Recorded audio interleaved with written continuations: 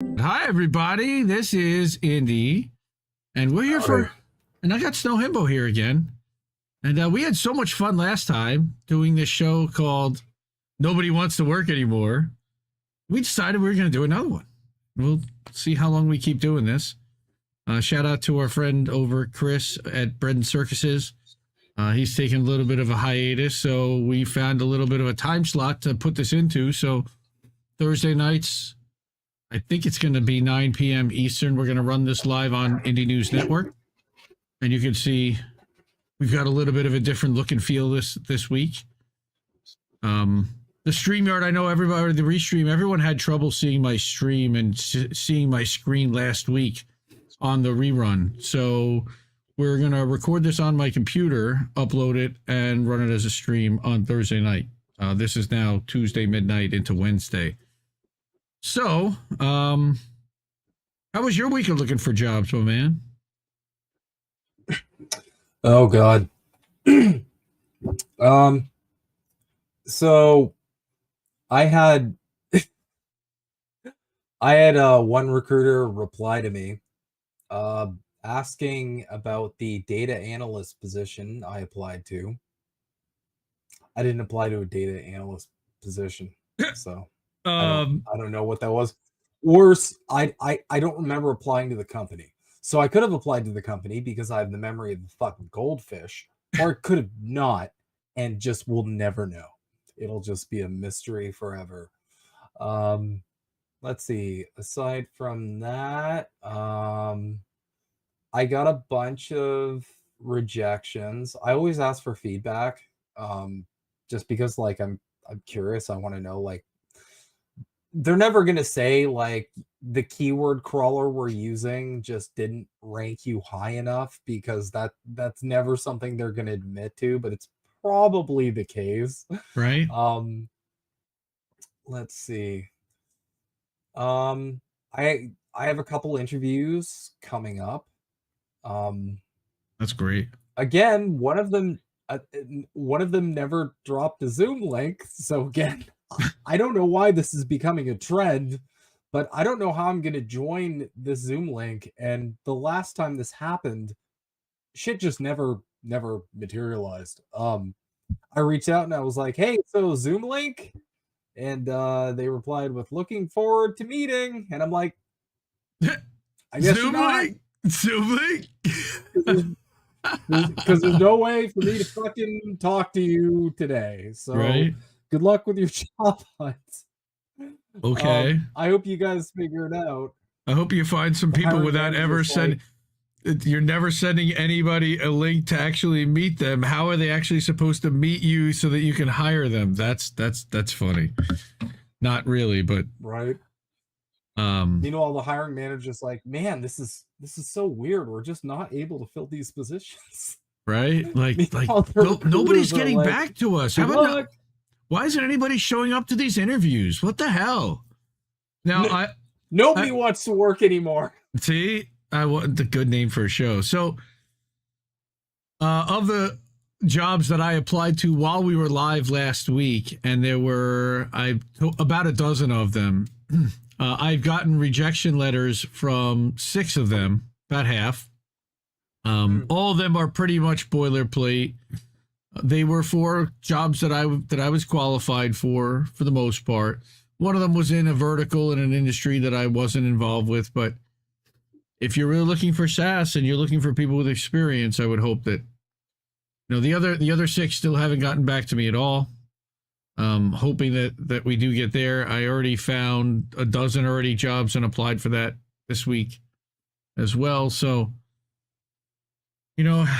unfortunately not getting very many calls, getting some requests for some support and help with some graphic stuff, but that's not really paid work, and I gotta get like job with benefits and stuff. So what we were talking about is the fact that we were, this week, since we've done the show, Brad and I were talking about doing, the remote work versus this push to bring people back into the office.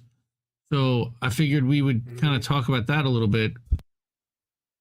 and I'll, we can just do like job searches. And I have an article that I brought up here about remote working from home as a drive-through employee. Holy shit, look at this. This is here's our dystopia that we live in. All right. Before we do that, let me just hide my bookmarks. Never. That'll make it go up even more. Cool. So, work from home as a drive-through employee? Oh, remote blue-collar jobs are catching on. Really? Oh, yeah. So, leaving a server job. Yep, plenty of remote blue-collar jobs. I don't have to pay for gas. So, what is this? How is that world going to work? There were plenty of remote jobs postings for secretaries, tax preparers, right? But I didn't have the experience. So she saw an Indeed job for a remote restaurant order taker and wondered how in the world is that going to work? So she's now taking drive-through orders for a fast food chain called Baby Jack's in Memphis, Tennessee, 600 miles away from where she lives. That seems like extra steps to me, but okay. Right? So during slow periods, I have conversations with my daughter. I don't have to pay for gas going into the restaurant. So basically, you're like the hostess, but only the one that makes reservations or takes orders. Okay. Yeah, you're sitting at home in a t-shirt and sweats as a parade of drivers pop up on your laptop screen. So literally, like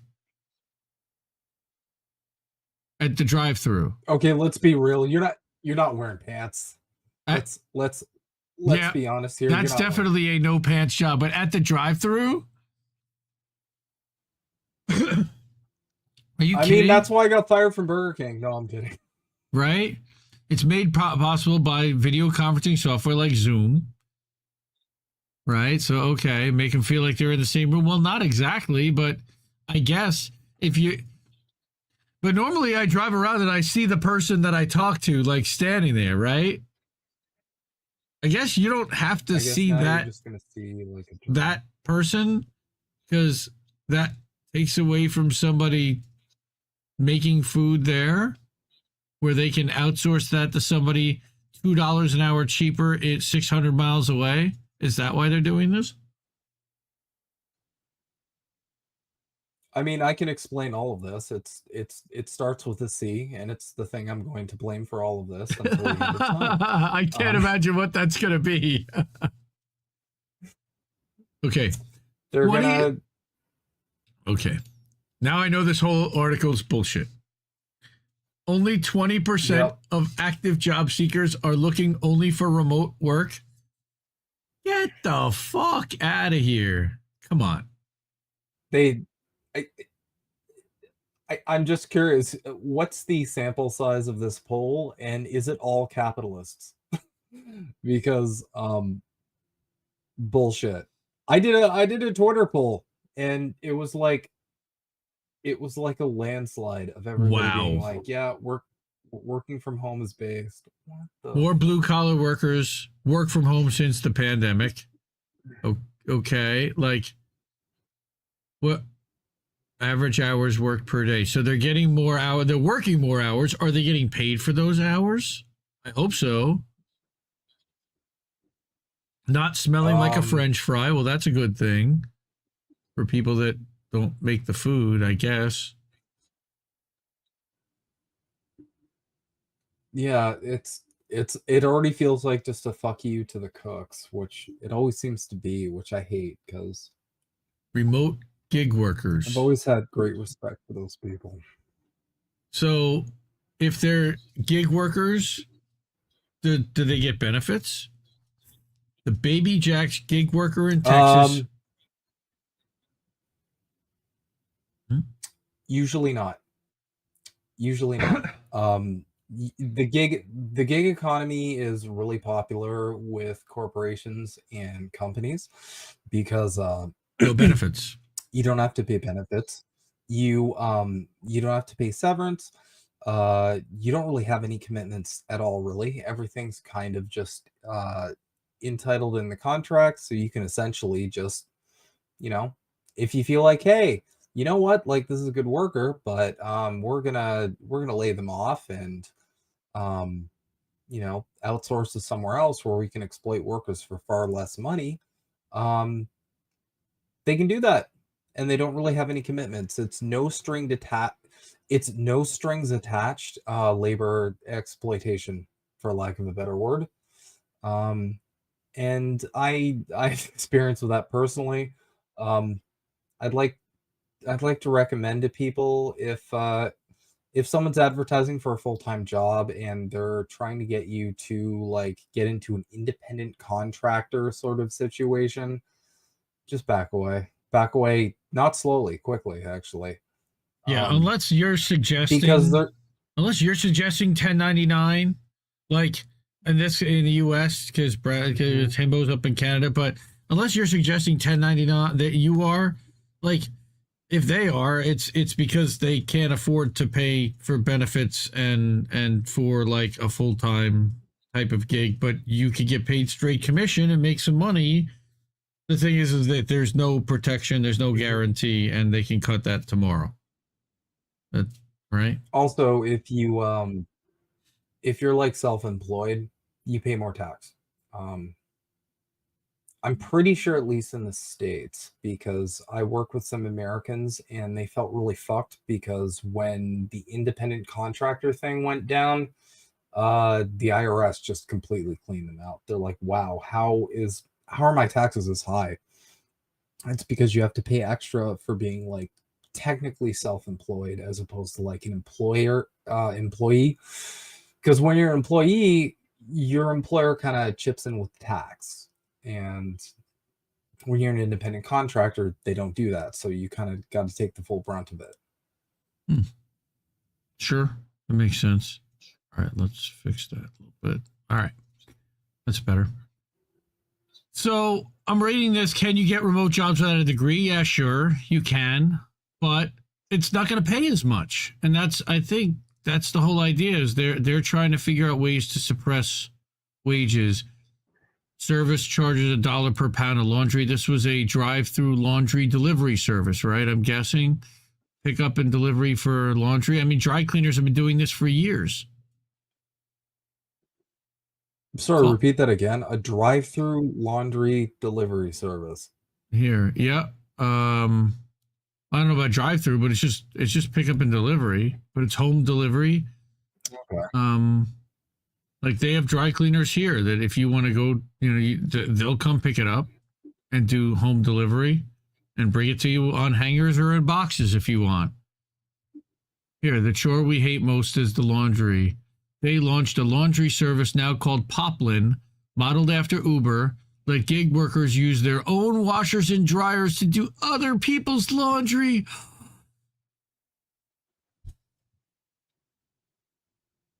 I can't even I mean, imagine having a stranger wash my underwear. Well, I mean, yeah, I'd feel like really it's insecure happened about it. before. Sure, I've sent it out to laundries before, I guess. Um, but like Marge's washer dryer, just I don't know, like it just doesn't feel right. I don't. Sure, we hate most is laundry. Yeah, That's true. We do. this is why I'm glad I have a wife.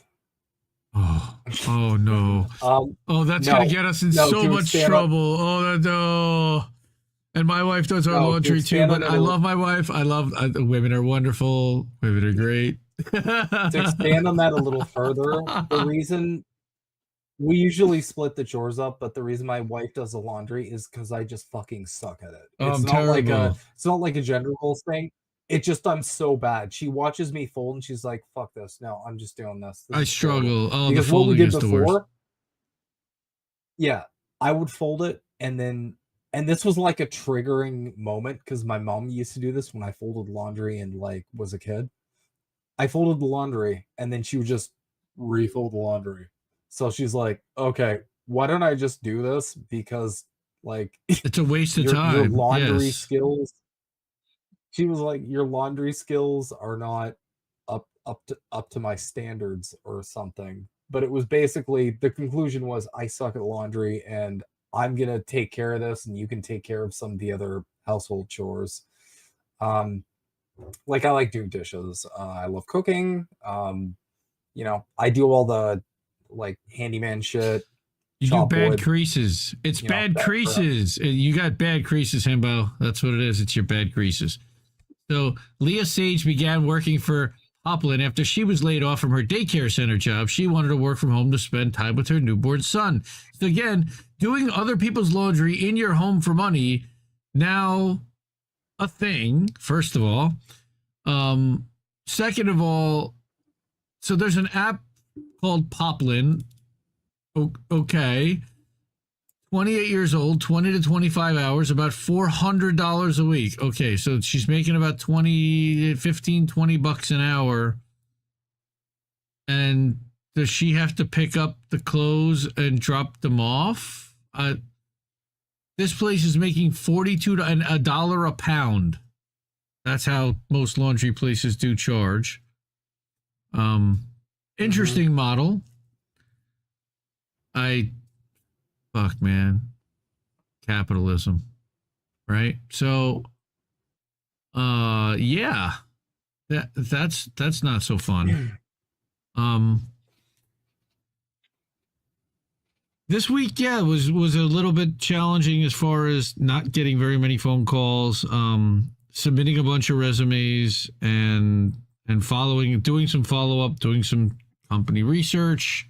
LinkedIn is always interesting, and I think that's one of the things that we also kind of wanted to talk about in conjunction with work from home, because one of the main websites that you use to stay connected to the business world, especially when you're remote, is LinkedIn. At least I found. Have you been like sure. Have you been like a big LinkedIn person? Yeah, I write some articles. I do have some articles on LinkedIn. Brad Ballinger, everybody knows my first and last name by now. I write some articles on LinkedIn just about CX and also L&D, learning and development. I stay connected with colleagues. I do like to do my fair share of networking, and I don't know. I'm a big sucker for like the second someone I know gets laid off, I do that thing where like I'm like, oh, what about this job? Or like, hey, I just reached out to this person and they might have an opportunity here. And deep in my brain, I'm like, why are you more successful about finding other people work than you are finding yourself work? Right? But yeah, I no, I like the tool. I feel like I really have to self-censor. Because you can't just go off on capitalism on fucking LinkedIn. No, Like, definitely not. It is somebody's the gonna lose capitalist their tool. minds.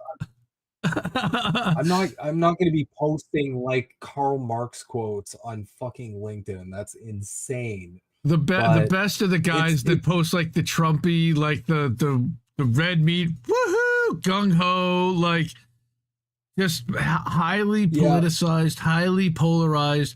You're alienating half the people, no matter who you're talking to, kind of posting on a business site that we kind of don't do that there, That's like I kind of like that. And that's one of the things I actually appreciate about LinkedIn is it's one of the places I can go where I don't really have to deal with very many politics, and that it's a different kind of politics.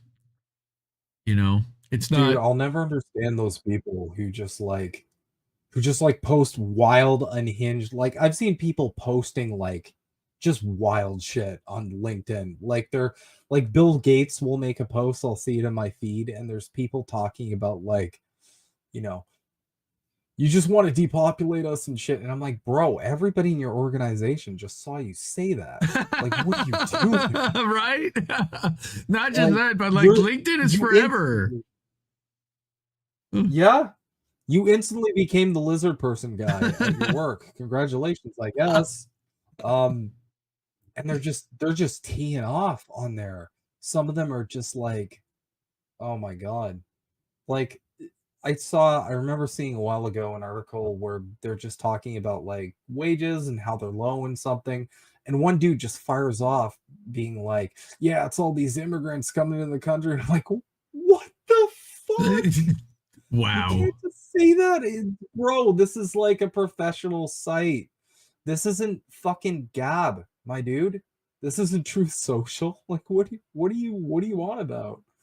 Um, but yeah. No. I dabble in the LinkedIn, as the kids say. Do they say?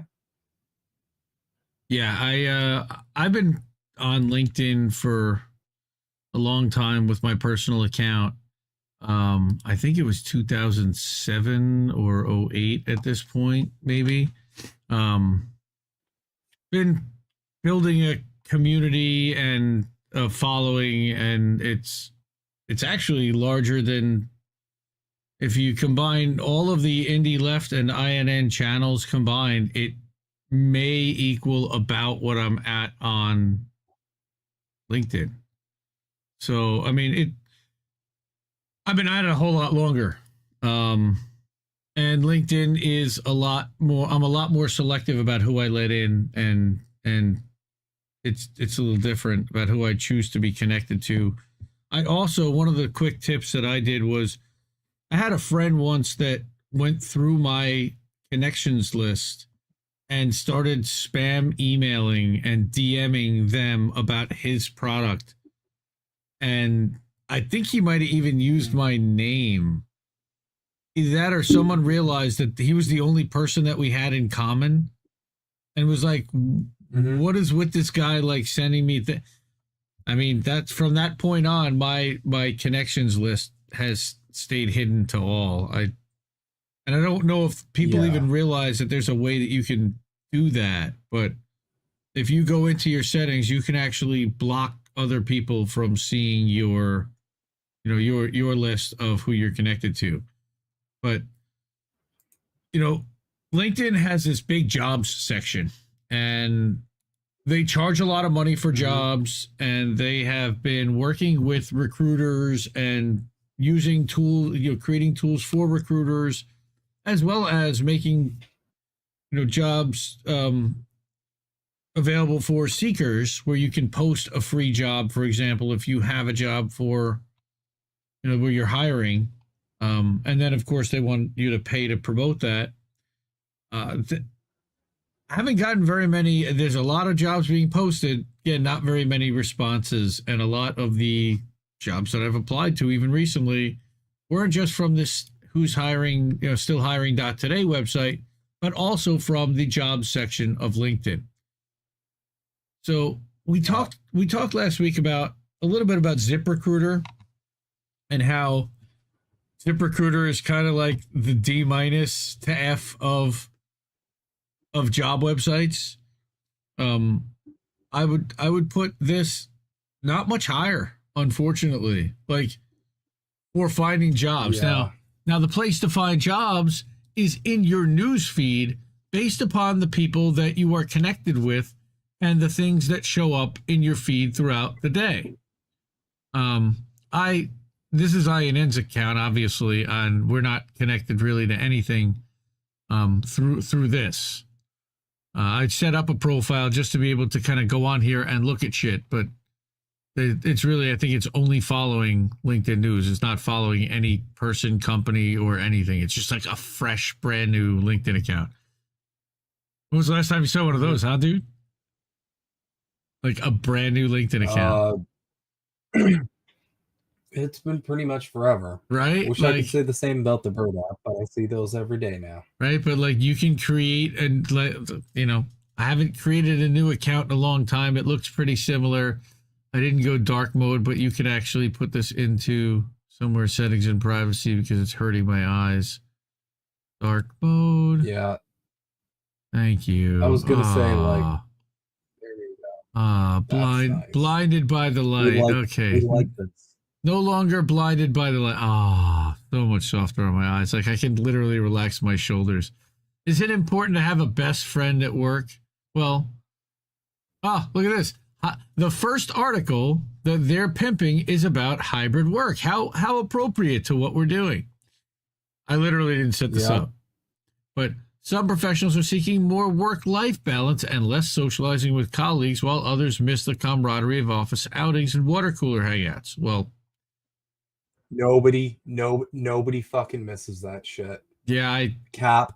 As the Zoomers are saying, I'm saying cap here. Um, Nobody fucking misses that shit. Okay, it was weird. It was awkward. Um, I'm biased, obviously, because I'm naturally an introvert. are we Which getting I like know, I get it. pizza parties type of stuff? So this is a thing that came out of Get Hired again. Where does it whisk the Wall Street Journal? Right. This is all corporate media kind of driven because they're trying to drive you back to work. And you've seen a bunch of articles lately about some of these big corporations, like Twitter, for example, or X or whatever Elon wants to call it. He requires all of his employees to be in the office like all the time. No working from home anymore. Yep. Chase, I believe it was JP Morgan Chase. The funny thing is, I do have an article from Toronto Star that they kind of gave up the game. I linked it in the chat. Oh, I don't know how we can bring that up. Let me see. Hide chat, show chat. Okay, in full screen mode. Private chat will appear in the center of your screen. Okay, that's not right. Okay, so wait, hold on. Can you send it to me on Discord? Oh, I just did. I just shared it in the private chat. No, pop it over on Discord because I can't see that private chat here. It seems. All right, that's good. So this article pretty much gives the game away right here. Right? Oh, okay. Here, look at full screen. There he goes.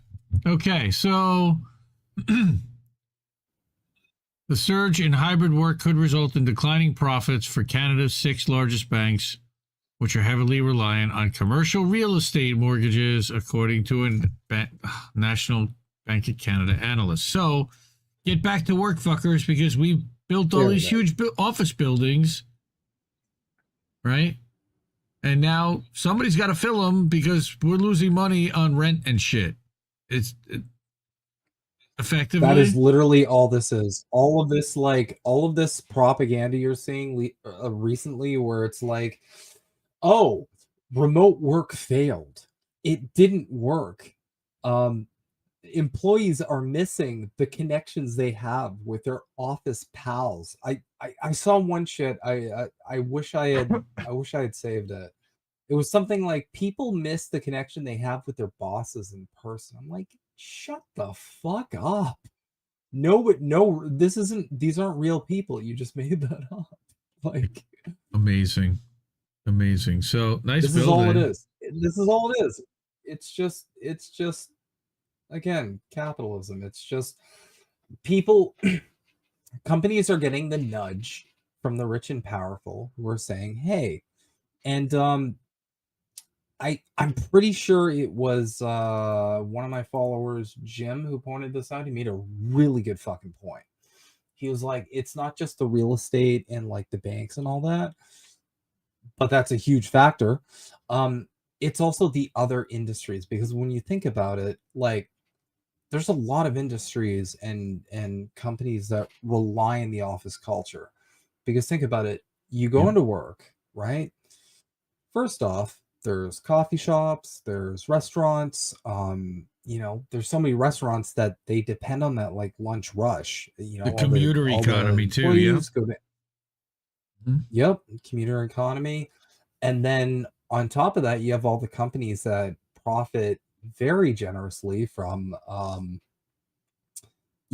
of the services that a big office building requires. I mean, you're gonna need telecom, you're gonna need internet access, you're gonna need cleaning services. it's this whole giant ecosystem that was essentially completely squashed. And the thing is, a lot of companies I know love it. Why? Because, well, fuck, we don't have to pay for office anymore. We don't have to like dump all of this money.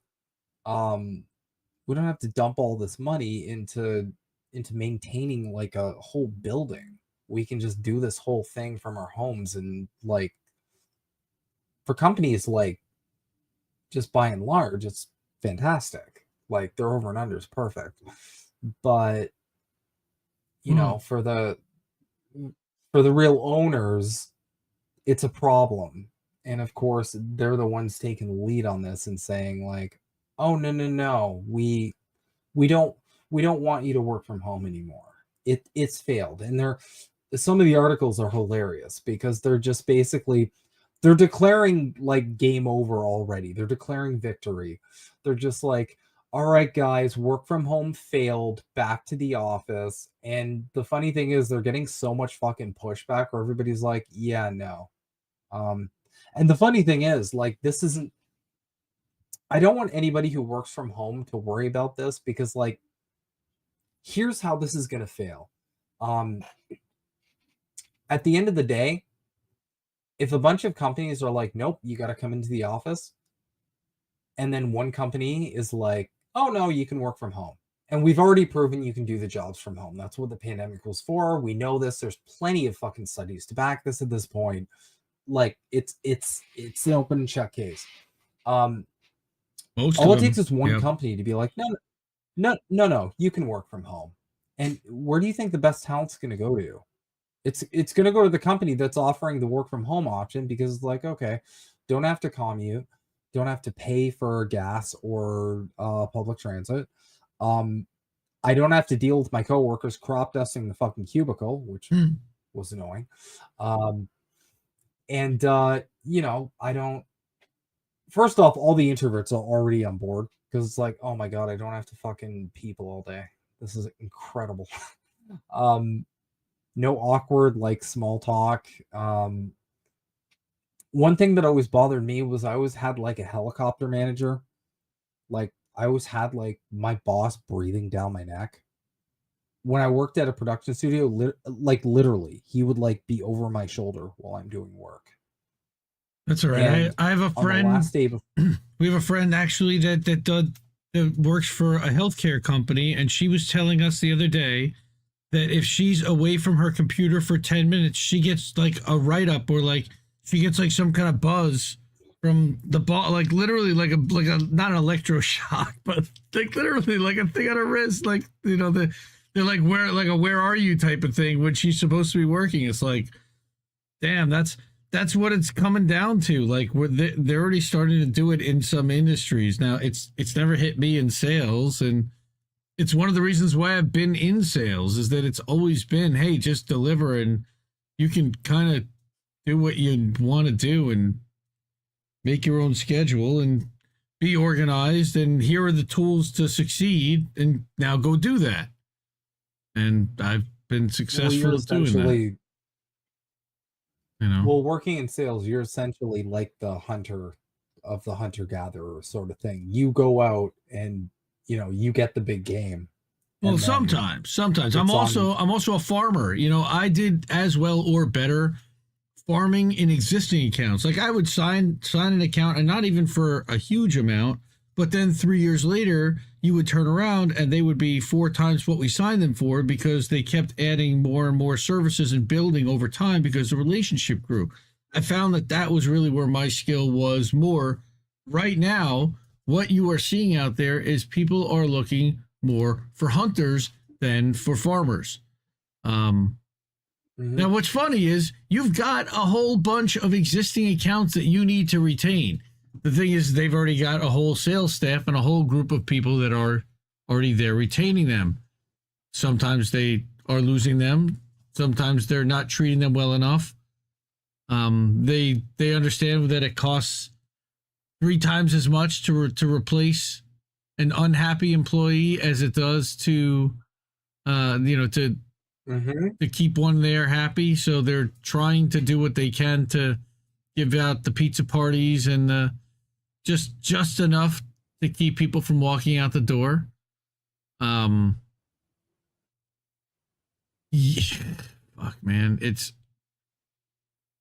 rough to try to find sale, especially in tech sales right now, only because there is this huge glut from the marketplace that you've seen in the last 6-7 months. And I've seen people, kind of moving around and getting jobs. First of all, you have people that are already in jobs that are taking some of these things that are available.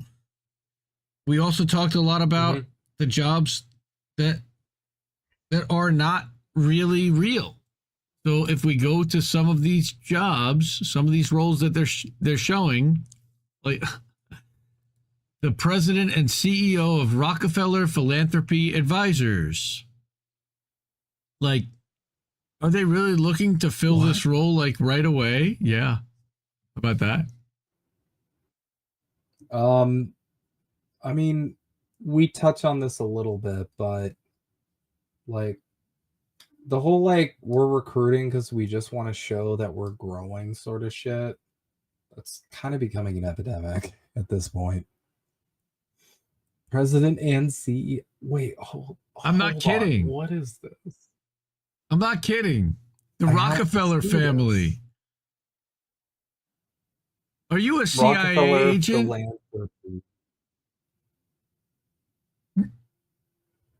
I'm going to let you catch up to this. Fuck? Yep. Partnered with Isaacson Miller to recruit a new president CEO to succeed founder Melissa Berman. Do not click via the apply button. Go only through Isaacson Miller. Location compensation. They want to be based at New York headquarters. 2 weeks each month on site in the New York office. In addition, the position calls for frequent travel, including internationally, 20 to 30% of the time. Well, should I apply? I mean, if you want to work for the Rockefellers, go for the Rockefeller Foundation. Really? Really? Oh, God. I need a shower. Oh, my profile matches we insure. But when you it's almost as bad as when I almost accidentally applied for Raytheon. Oh, that would have lost my soul. That was pretty funny. And knowing my luck in the job market, I probably would have gotten an offer. And I would have had been like, all right, how much do you like money? Right. Do you like it enough to support the horror that this company is involved with? Let's look up senior account executive. Now, one of the beefs that I have with the LinkedIn job search, I like the easy apply. That's really cool. I don't think I've ever gotten a response from an easy apply other than the notification that, hey, the job poster has looked at your profile. Yeah, thanks. Thanks for that. So again, I think the problem with the easy apply is that like the crawler is just crawling like your LinkedIn plus your CV. When you got to go through all the other stuff and you got to type in all the other shit, I think it just adds more keywords to the keyword crawler process. Actually, an update. I'm meeting with one of my good friends who works like high up in recruitment next week, and we're going to be talking about like, because I just reached out to her and I'm like, listen, I want to understand this whole like keyword crawler shit more, because sometimes I get some replies where it's like not even a day later and it's already rejection, and I'm like, okay, how the fuck did a human being like look at this? So maybe that would be a cool follow-up episode where I can just be like, hey, so here's how this keyword crawler works, and that's really funny. Kind of game the system a little bit. It's really funny that you say that, because I had a conversation with a friend who is in HR, and he was actually talking about, and I have questions that you can ask this person, but it's called an ATS, or automated tracking system.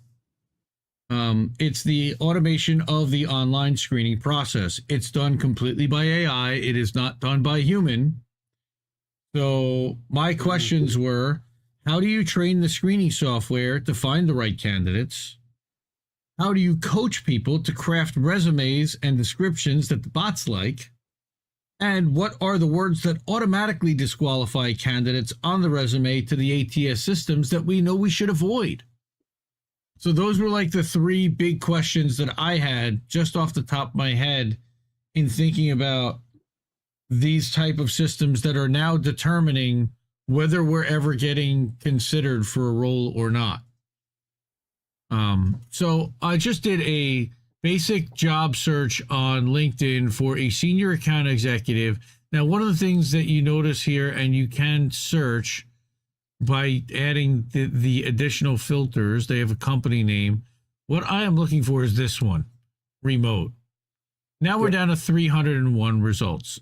I want, show me the remote jobs at my experience level, at a salary level that I'm looking for, at a comp level that's commensurate with the experience and with the level of position that we're talking about. And let me tell you how difficult it is to get LinkedIn to stay on this right there. Remote, they are pushing anything that is. Oh my God. Yes. What the fuck is going on, LinkedIn? Like, guys, I don't want it to always go shuts back, that shit off. I don't want to go back to an office. Like right now, I could set an alert for this and I'll start getting alerts. And within a day, I'll start getting non-remote work offers all over the place. Yep. It's beyond madness. And it's like, so, wow, this looks really good. Why not? Oh man, I don't want to drive into the office in New York City. That's like expensive time. This is on top of what we talked about earlier too, about the whole like jobs that are like, yeah, this is remote and it's like 3 days a week in the office and all that bullshit. But yeah, on top of that, LinkedIn can't figure out like yeah, we just want remote jobs. Like that's all we want. Also, for some reason, it always shuts off date posted as well. Like I'll filter for that, and then it's not past week. It's like posted 30 days ago, right? And I'm like, what is happening here? Like, I don't want to apply to a job that was posted a month ago because I'm probably at the very bottom of the fucking pile here. Right, either that or they're in the process, right? Or you could see there were already 21. Then that's Aspire Partners, but this one really pisses me off. Promoted. Look at how many of these jobs are promoted. These are all companies that are paying to advertise their role to a specific. This is the ones that hide. By the way, these are the ones that hide how long ago they posted it because they're promoting it. It's not necessarily, see, this one, your profile actually matches this, and it's still promoted.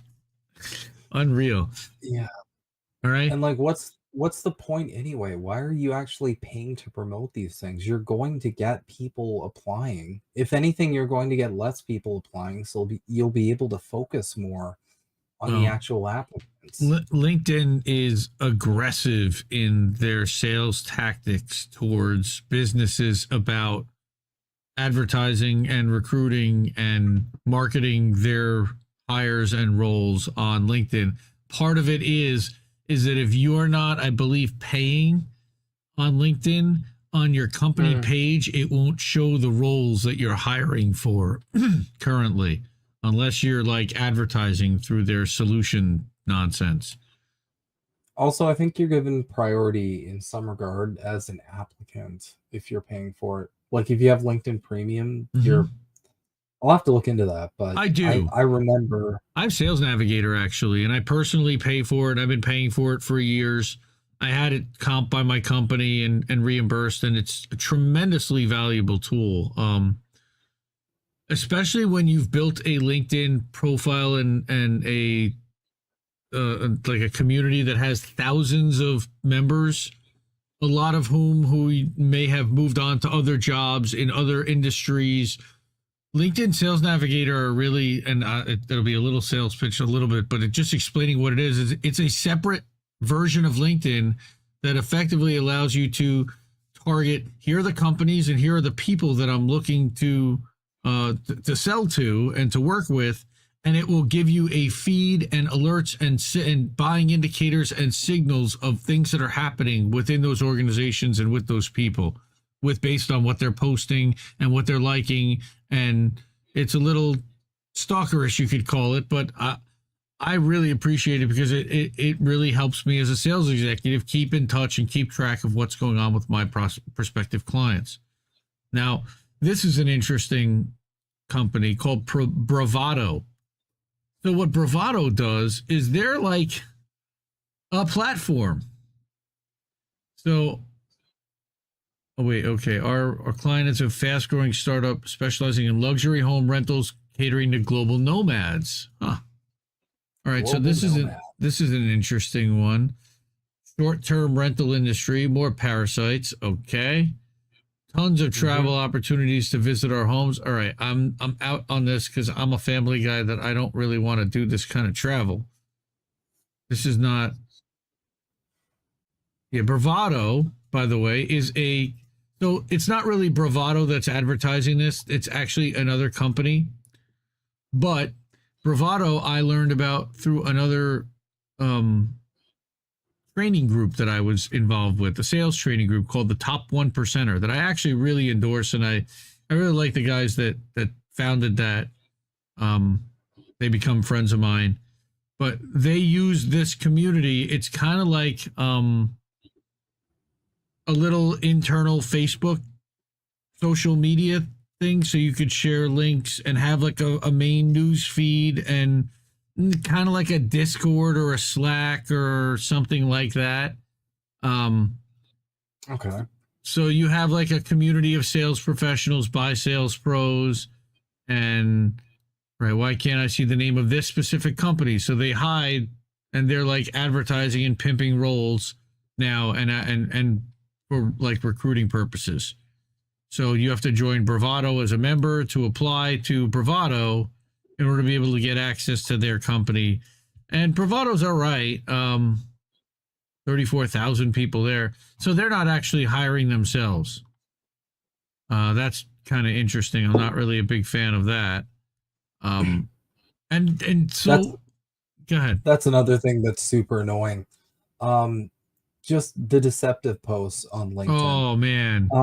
Dude, I have gotten, and they hide this so well, but this company, American Income Life, I've gotten like 10 offers to interview, and it's like it's just a commission based, like completely commission based, like it's one of those sales jobs where it's like you can spend 8 hours a day trying to like sell for this company and you can walk away with $0. It's one of those gigs. Right. And it's like they hide their posts so well that I just get these emails where it's like, thank you for applying to American Income Life. We really, really want to talk to you, blah, blah, blah. And I'm like, I remember the last time I replied to them, I'm like, oh my God, can you please let me know like what you're posting your jobs as? Because I don't want to accidentally apply to this again. Just because it's so like they hide it so well that I'll just be applying, and if I see American Income Life, I'll be like, no, I'm not going to be doing 100% commission sales gig. Because fuck that. Also, I'm bad at sales. But it's like they hide it so well insofar as they'll be like, we're looking for a customer happiness coordinator, or Ah, one of those like weird like throwaway titles for a job. Whereas in reality, you're just trying to sell people shit that they don't need, and that's it. Which is fine. There's nothing wrong with that at all. But they're disguising it as this completely different role, and they reach out to you and they're like, "Hey, so you're going to be selling insurance?" And it's like, "Fuck me. I I really didn't want to apply to this, and I suppose they probably get people just based on like desperation. They're just like, oh, thank God, I at least have an interview with someone. And then, yeah. So This is that's the other also thing. problematic. Chicago, Illinois, but remote. So it's not really remote then. Like it is because you're not requiring me to go into an office, but you are requiring the person to live in Chicago. So is it really remote? Well, The majority of these are like, they're not actually remote though. They're like, yeah, you can work from home sometimes, but you got to come into the office here and here, or like you have to like be present at a location. But they have no problem at all flagging it as remote, so it shows up when you filter for remote. because they know that's what And everybody's searching for. That's the funny mhm, part, and that's why I was laughing about that 20% article thing, because we know that there's more than 20% of people that are searching for, if they are doing this kind of search, and it seems like there are a lot of people doing them. Most of them are looking for remote work. They're not necessarily looking to go back into an office. What is HPC? AI and machine learning sales. What is HPC? Uh, I guess if you don't know what it is, then you shouldn't apply. Hillary Pod HPC, and HPC and financial services, something high performing clients, maybe.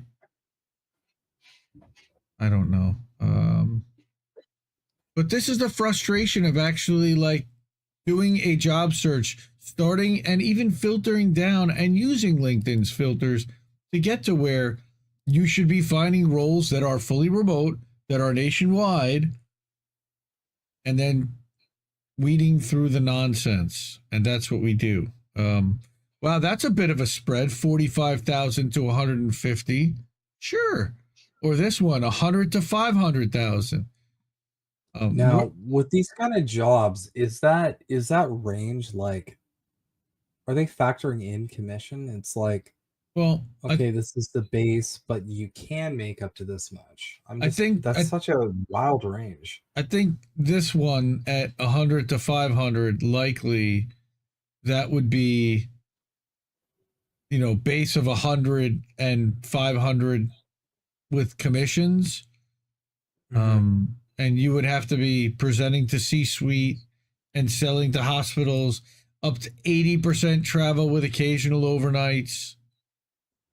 Um, this is McKesson. This is surgical gloves and hospital type of services. Yeah. Here, our target cash pay range is defined as pay plus target incentive. That's a hell of a range. I'll take I'm this just side. I'm just like Yeah. I'm just sitting here like, okay, it's 2023. Why are so many of these requiring travel? What is the purpose of the travel? Is it to like take someone out, take a potential client out to dinner or some bullshit and like wine and dine them so you can like do your pitch or whatever? Or like, is this something that you could just do in a fucking Zoom call or over the phone? Because I always wonder, like, what is the obsession with travel with some of these jobs? What are you doing? Where are you just going and Well, talking to people? Are uh, you I just like, what is? I think that there is something to be said as a sales rep for the difference between a Zoom call and walking into somebody's office, seeing how it's laid out, seeing how far apart they spread their people. Are they setting up cubicles? Do they each have individual glass offices with are they letting them personalize their stuff? Or is it very homogenous where it looks very corporate and buttoned up and basically like they could replace you tomorrow? There's all kinds of signals you can get. Do people actually collaborate, and is it an area that fosters some kind of collaboration?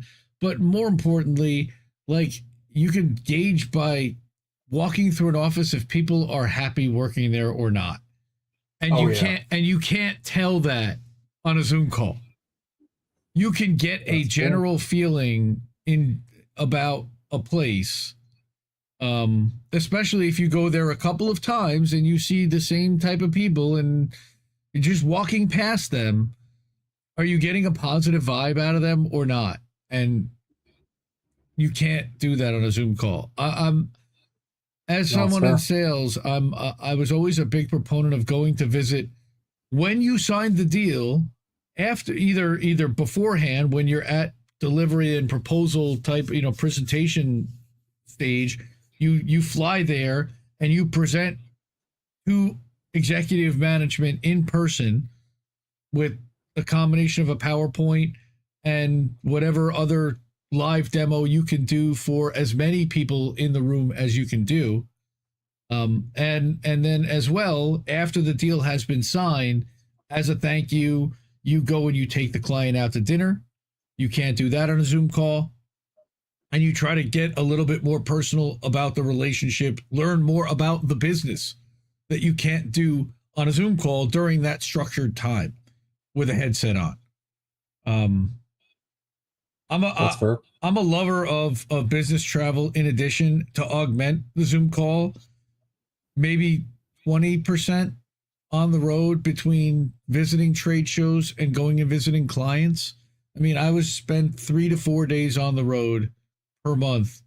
I also enjoy getting on an airplane, which is ridiculous, but going in and the actual dealing with air travel sucks. But going somewhere different and Yeah. experiencing a different place is always fun. Travel's fun. And getting expense paid restaurants and meals on behalf of a company that's a write off, so that you can learn more about your client and learn more about how you could potentially support what their needs are with the solution that you're there to provide them with digitally. That's why I've always, and on top of that, going to trade shows and seeing how other people in your industry do it.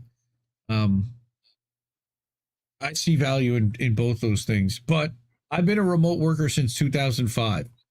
I Mhm. am wholly a believer in being able to do this remotely and be successful and deliver, being able to work on a schedule with a team worldwide. I mean, I worked for companies that had offices in 50 countries. I worked for companies that had one office in the United States, but had remote employees in 35 states. I mean, it works. It can work. It depends.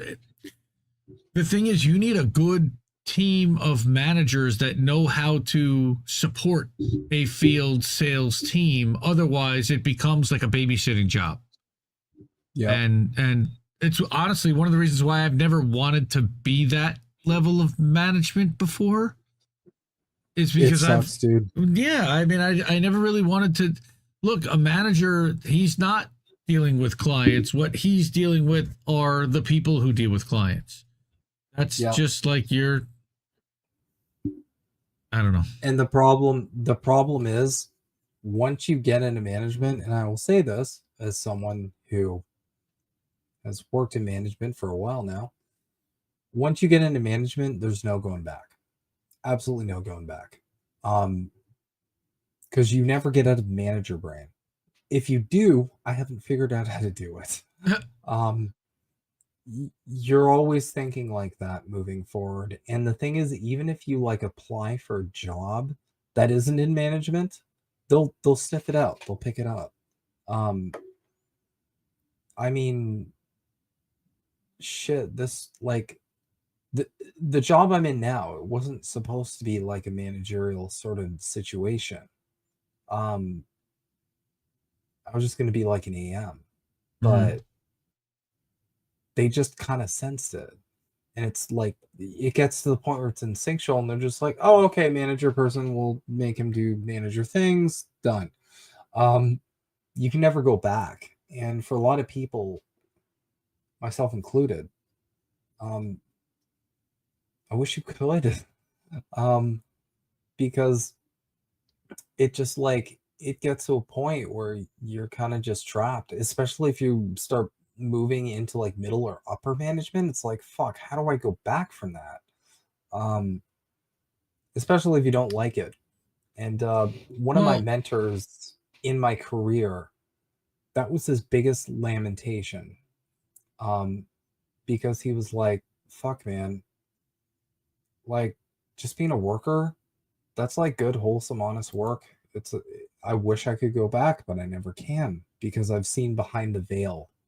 And it took me a number of years to realize what he meant until I got into that boat and I was like, oh, right. You know how all of it works now. So like you can't ever go back to that level because you're not speaking the same language anymore. well, most You're of speaking management's full of management. shit. Most of management's full of shit. And once you're in the workers' world, you see how much bullshit they foist upon the workers just as Yep. a sense of power control that isn't necessarily even helping the business at times, but it's a way of manipulating a situation and of exerting that boss underling dynamic that drives me crazy. I thought you Managers. So I've always, here's how I've always like handled myself as a manager. I'm not doing a good fucking job unless my workers are. Um, I exist to make them kick ass. yep. That's how I've always managed. Okay, like I'm here for them because at the end of the day, if it's not for the work that they're fucking doing, I'm not I'm not getting food on my table. My boss isn't getting food on his table. The workers are the people actually doing the fucking work. We're here sup- supposedly to make them the best at their job, but a lot of the time that isn't how it is. A lot of the time managers are just there to um Babysit to be not just not just babysit, just they're there to they're there to basically make workers okay with their own exploitation. There's no other way I can say this. Managers are just there to ensure that, you know, to pacify the workers when they get to a point where they're like, okay, enough's enough, or they're upset over one element of their exploitation or another. Um, but what it should be is you should exist to make the workers as happy as they can, because at the end of the day, those are the people on the fucking front lines. Okay, if you're at a call center, you're a manager, you're not the one taking the phone calls. Okay, they're the ones taking the phone calls. They're the ones getting screamed at by people all day for a company's shitty policies that aren't even their fault. um, if you're a manager at a restaurant, you're not the one that's making the food, you're not the one that's serving the food. You're just the one there to make sure all of it go smoothly and make sure those people aren't too upset over the fact that they're getting underpaid and overworked.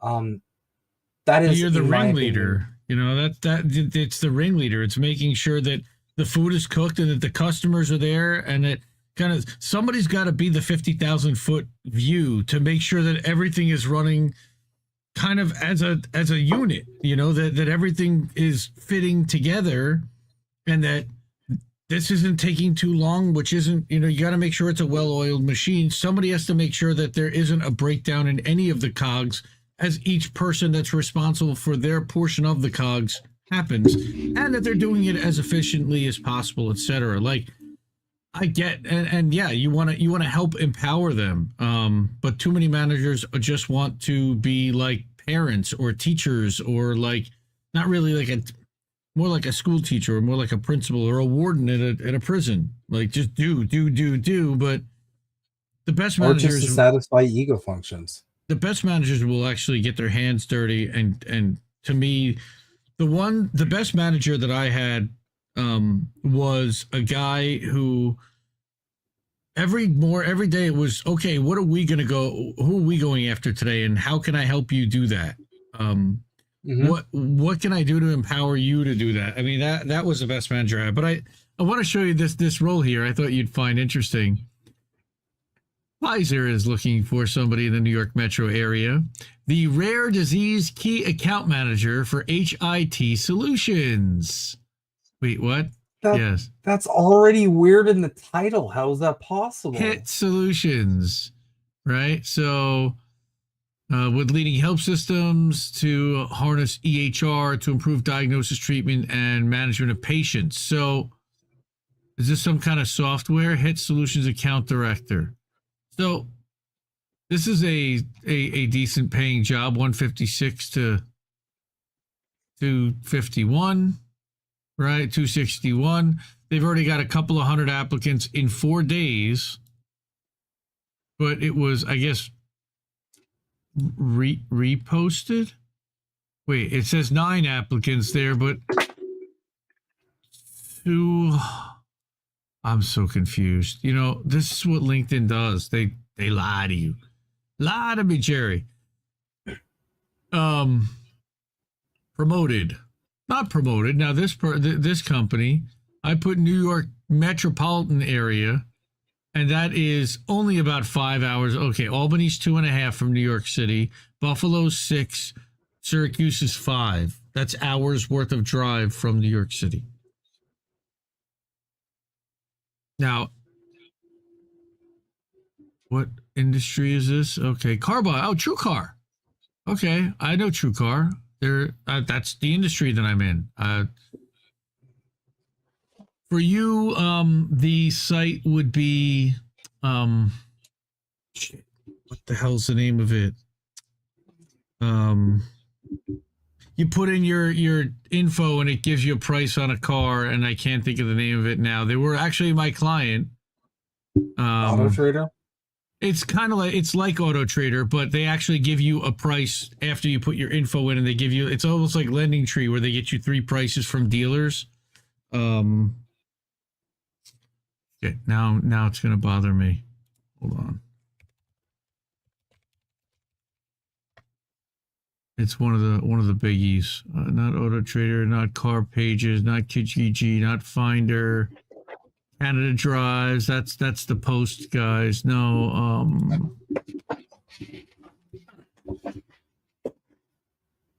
Maybe they even rolled it into Trader, but it was owned by a company called Moto Insight.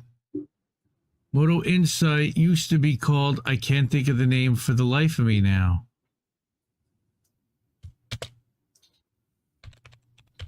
Oh, damn it. Moto Insight.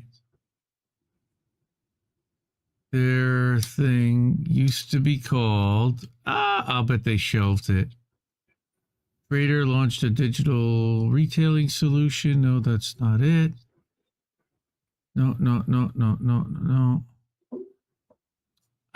I can't find it now. No, it's all good. That's going to bug the hell out of me. That's good. It's going to pop in my head, and I'm going to be like, God. JD Power. I'm like that all the time, too. They're owned by JD Power. And it was like a weird name.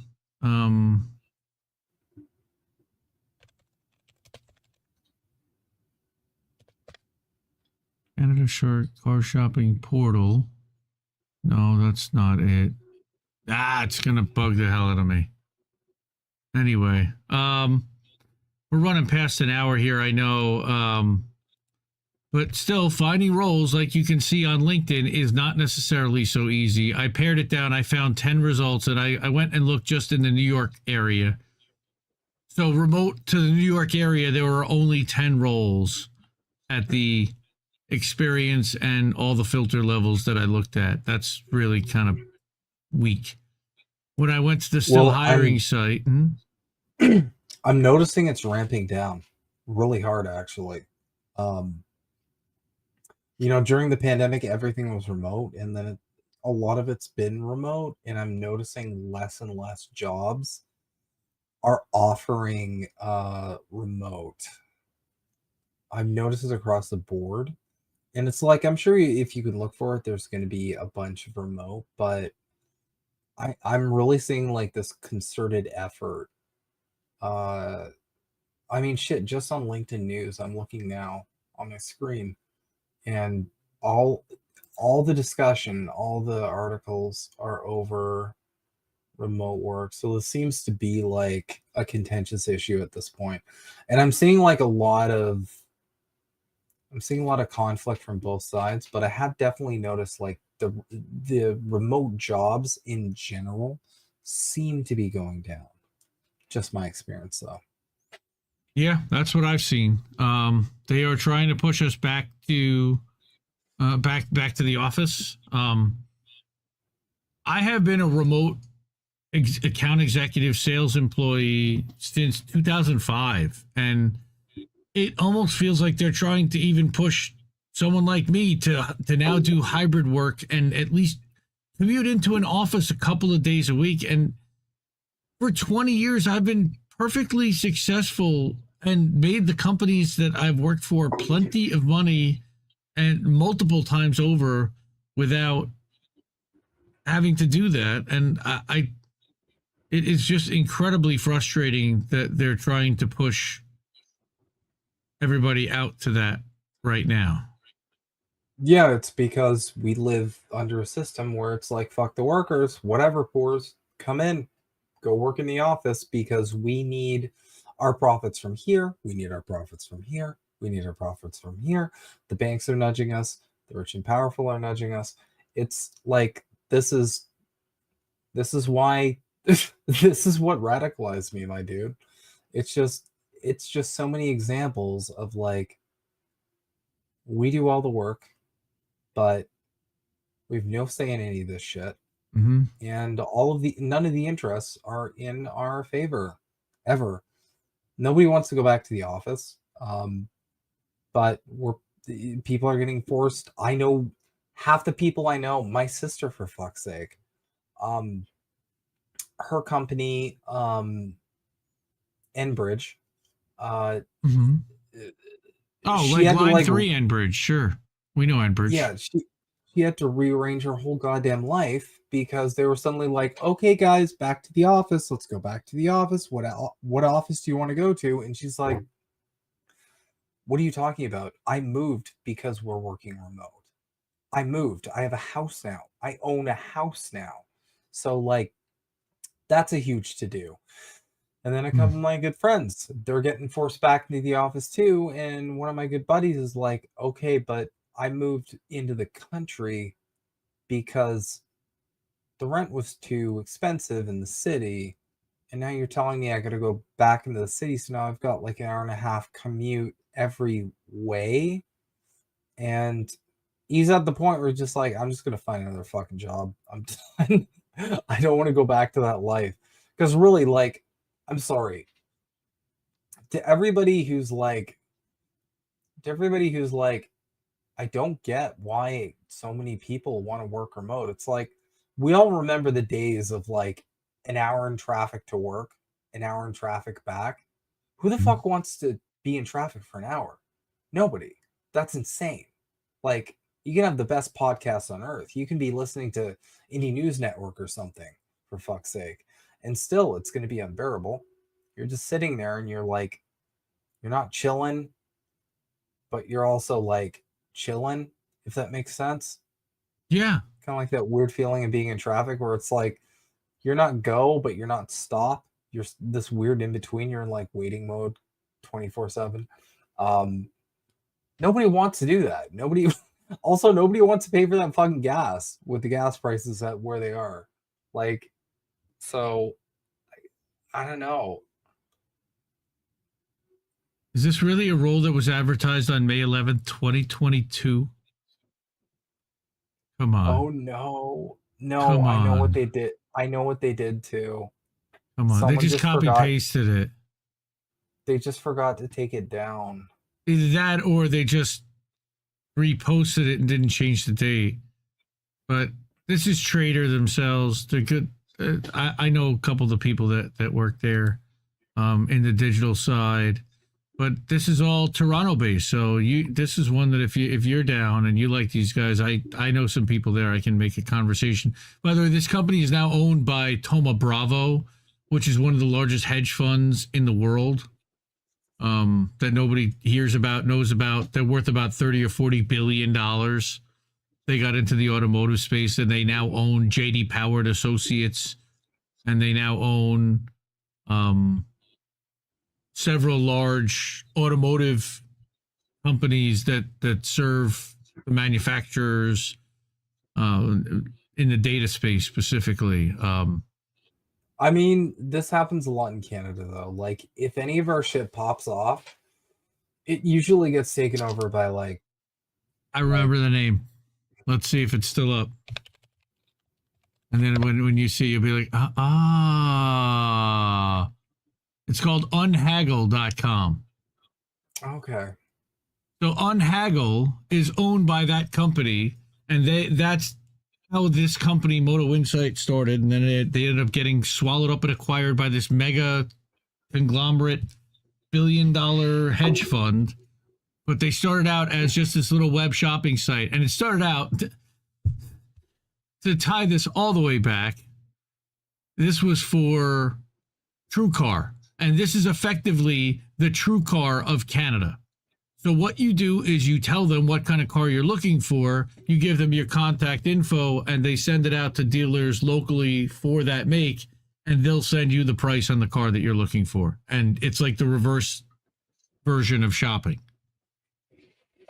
Kind of smart.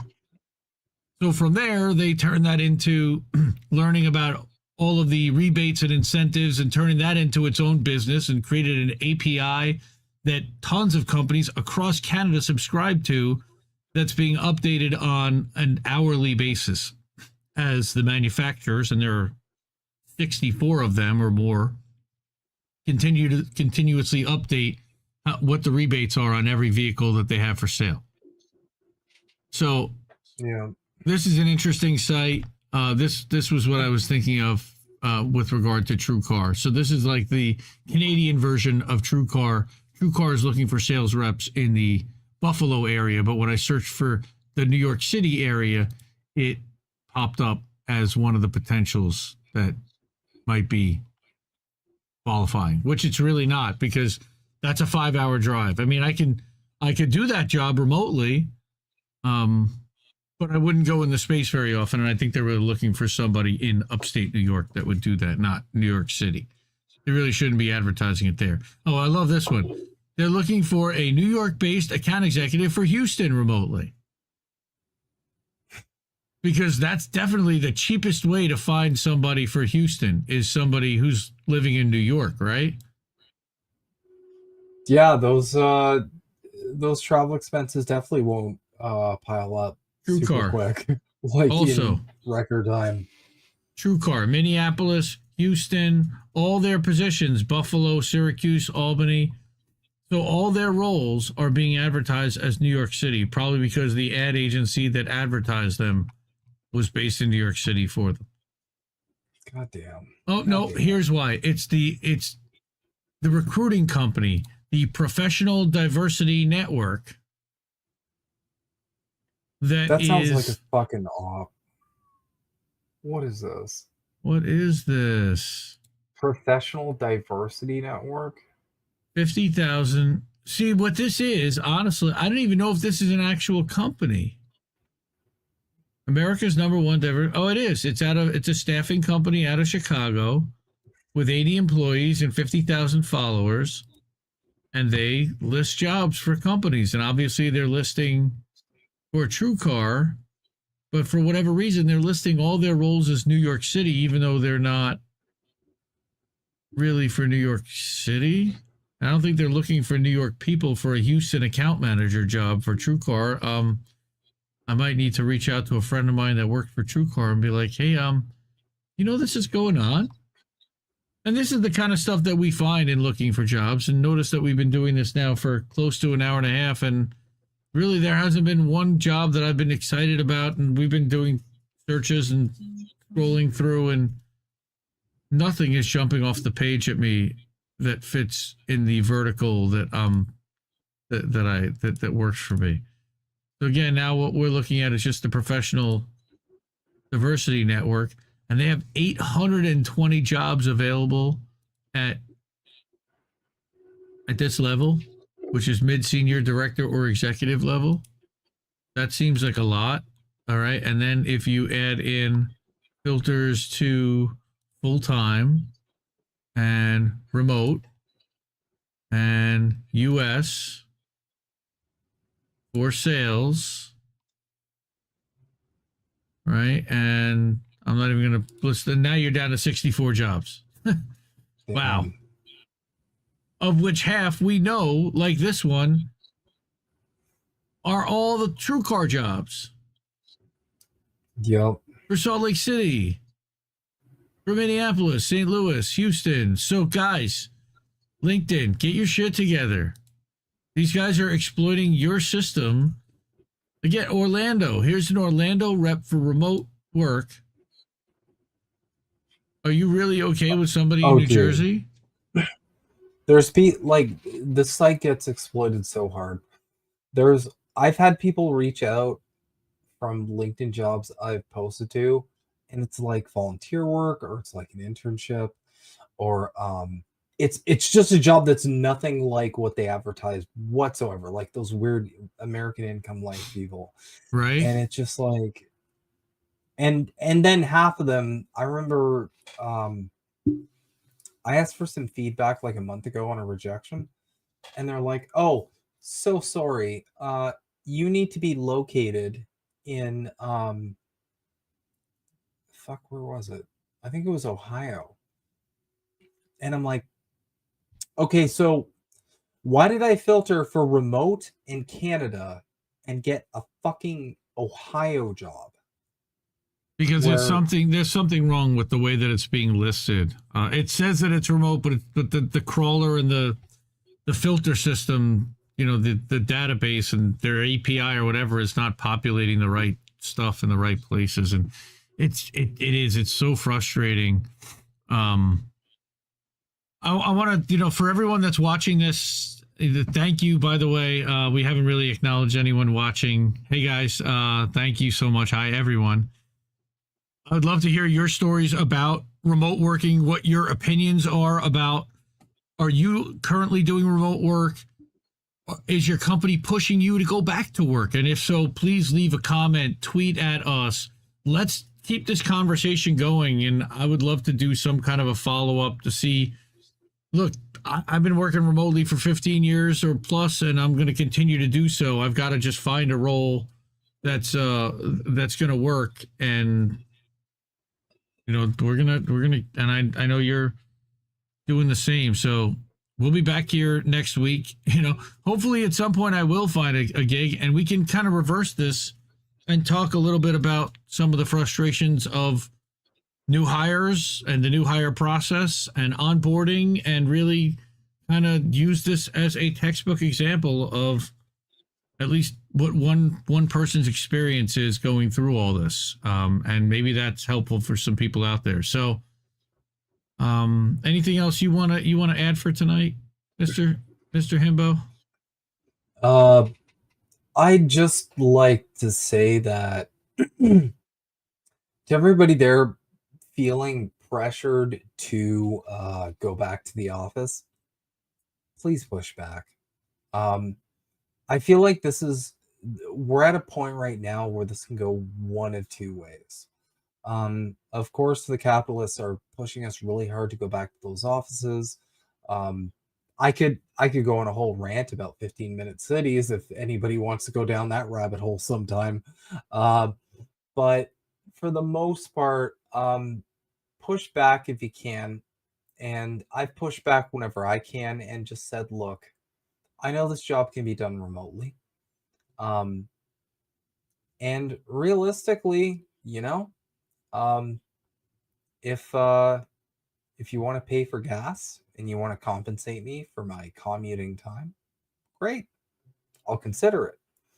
But this isn't, and it's unfair too, because of the pandemic, the whole world switched to remote, and a lot of people, myself included, kind of changed our lives around that. And now they're kind of like, okay, well, let's go back to the way it was before. And for a lot of people, that's not doable. There is no going back. No, we're not going back. First of all, I wasn't there beforehand, so it's like telling me to go back to an office that I didn't go to in the first place. Yeah, I didn't. You didn't have a desk for me to begin with, and now I'm like, kind of feeling a little bit lost in a way. You know, we're not really able to go out and do the travel. So I've been doing this now for a few years remotely, and it's a challenge, for sure. But I love the flexibility as long as I am delivering for the client and for the company, and it's always worked. So we've got to find a way to make it work. They're only pushing this because they want more control over our time. They want more control over and visibility into what we're doing throughout the day.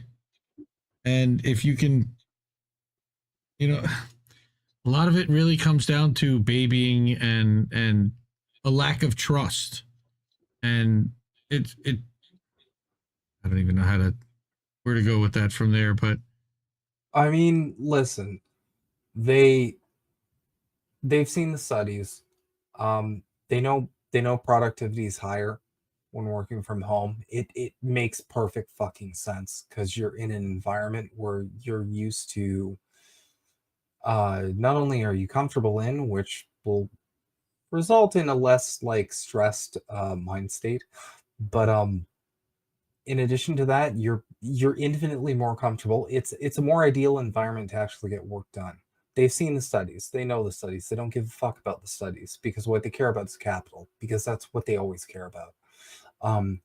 So again, I would just stress, like, push back on this.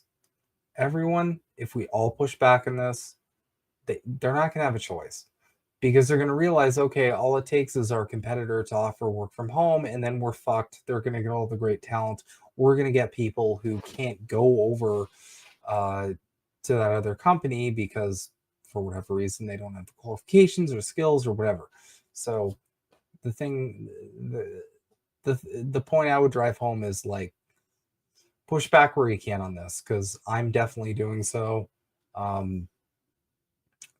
The world's evolved, and I think this is just a bunch of old corpulent capitalists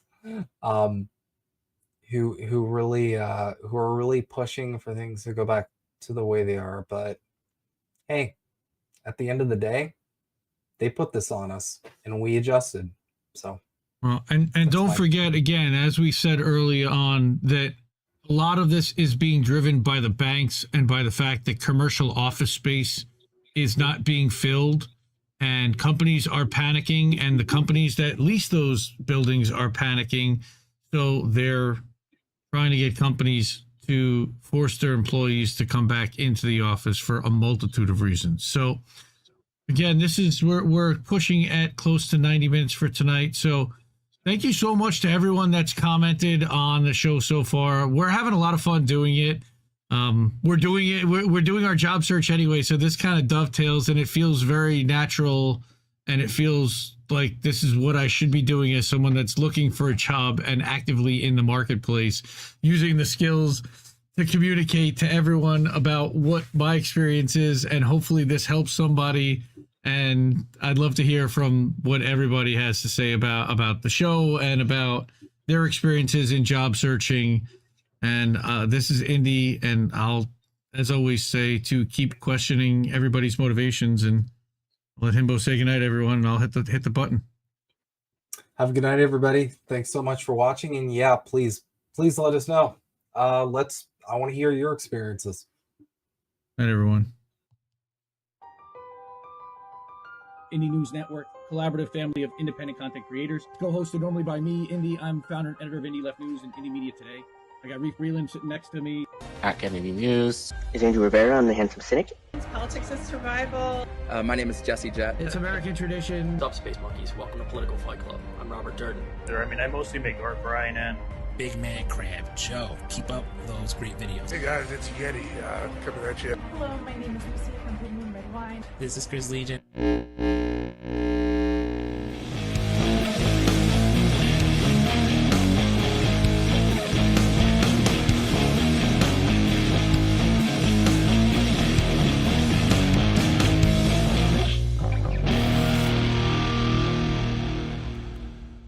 Keep fighting that good fight out there, guys.